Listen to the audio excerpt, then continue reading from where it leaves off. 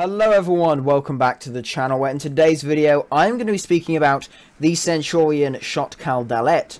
Now, as many of you may know, this is a brand new tier 5 premium which was added into the British Ground Forces tech tree in War Thunder update 1.85. And, well, all I'm going to say is this is the only premium vehicle of this update I actually pre-ordered. And I really don't regret that decision. This vehicle has been incredibly fun so far. Up tier games admittedly can be a bit painful on it, but down tier games, you're going to have a blast. Now, I do have a lot of the top British vehicles already, at least on the MBT lines.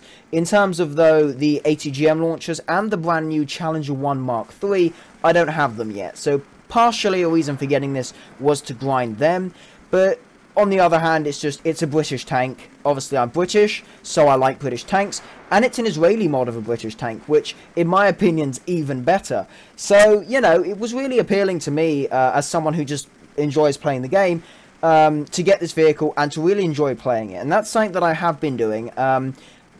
Now, admittedly, I have been having some iffy moments with it. I did, for example, on my previous live stream, have up-tier game after up-tier game after up-tier game. In most of those games, I was actually able to do fairly okay, but it did get a bit annoying at that point, so I did stop playing it for then. But if you can get one or two down-tier games, you really will have a blast with this vehicle. And in terms of research progression, for one thing, it is very nice. I find even in a defeat game, even when you lose, but you get maybe 1 or 2 kills or a base cap, you can still make at least 5,000 RP with premium account. And of course, with this pack, you do get premium account. And some golden eagles, actually. You get 2,000 golden eagles with this pack as well. So definitely not too bad. Now, in terms of the vehicle itself, how is it better than other Centurions? Well, for one thing, you have a far improved power pack. The power pack, of course, being the engine and the transmission. Now, this has got a far bigger engine, a lot more horsepower, which does mean you have at least a better top speed and better mobility than previous Centurions, which I did notice was a problem with Centurions in the past. At least that is the case for a lot of the ones on the British tech tree. Fairly sort of cumbersome tanks, fairly slow, and the transmission isn't the best. This really does fix on that. It's a very easy to play tank. It will, in terms of turning, it'll go where you want it to go, and it does it fairly quickly. It's got a very fast transmission, which is something I really do enjoy. It'll brake quickly, it'll accelerate quickly, so just generally a very nice improvement in that regard. Next up, the other thing I do want to talk about is the gun on this vehicle. This is an L7, this is a version at least of the L7 cannon. It's a 105mm caliber gun that we've seen on quite a few other British tanks. We've seen it on the Vickers MBT, on the Centurion Mark X, so it is a gun that British tankers will be well versed in. Although at least in this case, this variant of the L7 has quite a big improvement. This can carry some very nice shells. First off, APFSDS and Heat FS. Now, in terms of carrying these shells, I usually take an equal amount of APFSDS and Heat FS.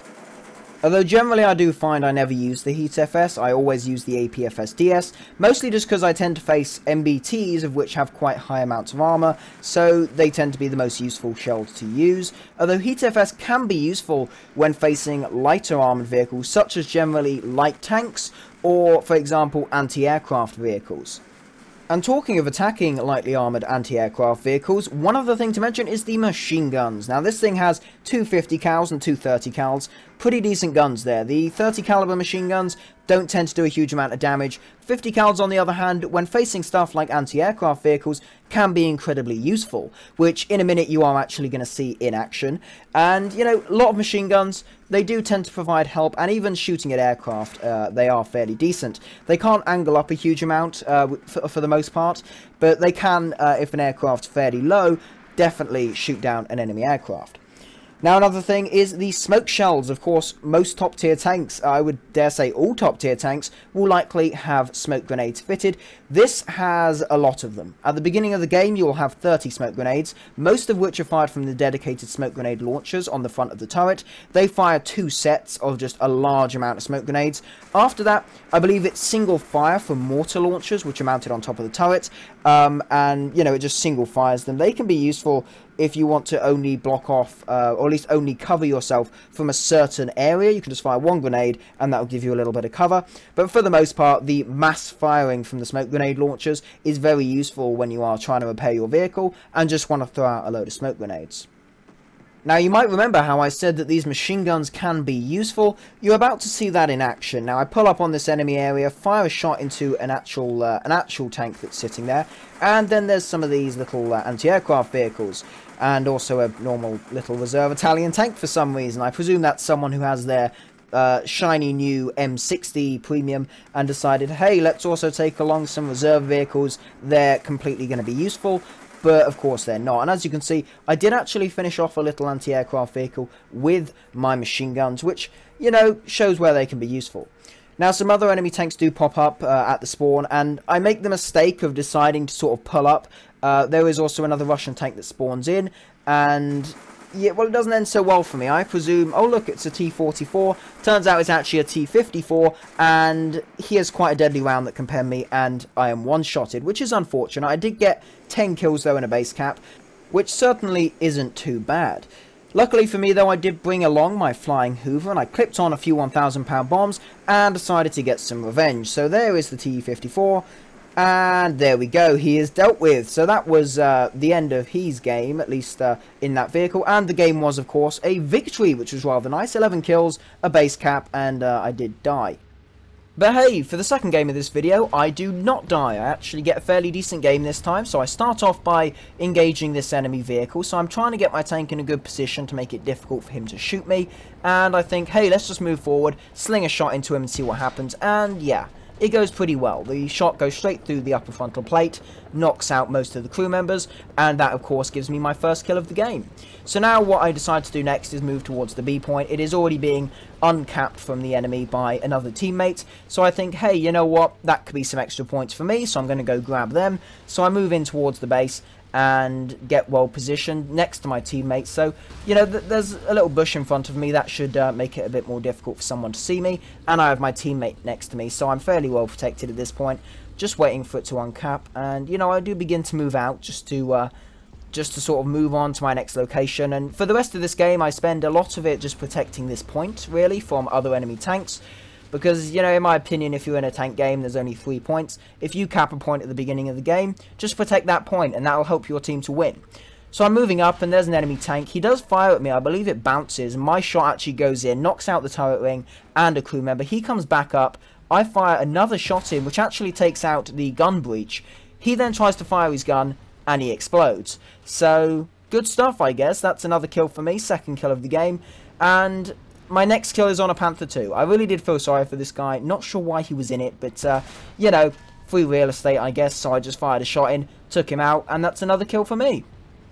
But, you know, I decided to stay on this hill for a little while. I am looking around. I feel that's a good place where enemies will come up from to try and move on to the B point from their spawn. So I'm just looking out. I know there's an SPAA over there somewhere because I can see shots being fired. But I see another enemy tank, fire a shot. Luckily, it hits the back of the turret. Doesn't quite destroy the ammunition, but it seems to bounce down and knock out the crew. So pretty decent nonetheless. And that is another kill for me. Now that's 4 kills in this game. So definitely not too bad. And the next thing I do is I begin to move back to the B point. So I saw an enemy tank moving on to the point.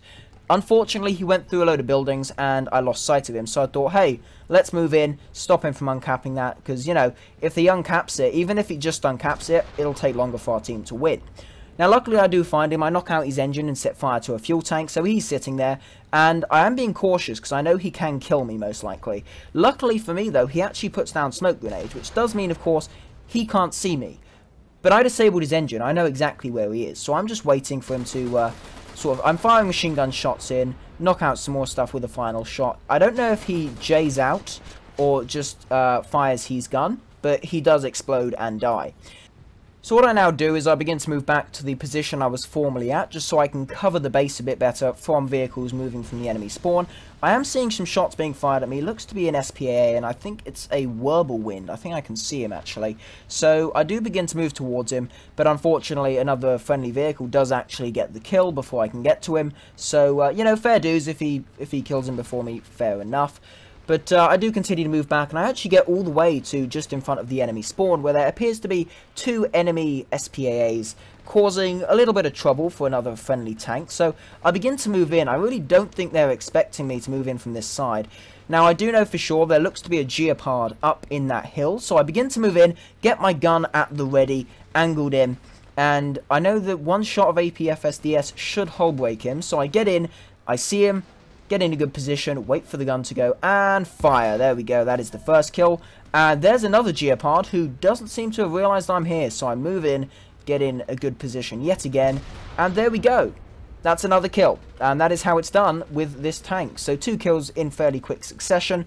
Moving in again though, I believe there's another enemy vehicle, so let's move in and see what we can do. So I do begin to move along. I did see some shots a minute ago from further back, and I don't believe it was either the Geopards, and there it is. There's a little armored car boy. Machine gun does it. A few shots from the machine gun, and he's dead. So, you know, machine guns, you have a lot of them. They're fairly powerful against lightly armed vehicles, and they can be incredibly useful. Now, the game is about to end, giving me 8 kills, although I was actually able to finish off this last tank destroyer, just after the battle end screen came up. So technically I didn't kill him, but I did. Well, technically I got 9 kills, but it wasn't counted in the battle end screen. So, you know, I would count this as a 9-kill game. But still, nonetheless, that is the Centurion Sho't Kal Dalet. Overall, I feel it's one of the best tanks in the game, in terms of premiums at least, and in terms of earning research points and silver lions. I'm making an absolute ton of silver lions from this vehicle, probably about 50 to 60k per game. For some great games I can make all the way up to 90k, which is really nice to see, really good for getting silver lions actually. But you know, if you like British tanks or you want to research British tanks, for sure this is one of the best vehicles for you to get. In terms of just getting a general high tier premium vehicle to have fun with, I would say this is definitely in the runnings for one of the more fun top tier premiums you can get your hands on. Anyway though, it is now time to end the video, so thanks a lot for watching. If you did enjoy, please consider smashing that like button, maybe even subscribe to the channel. If you do, that would be massively appreciated. Thanks again for watching, and I will see you in the next one.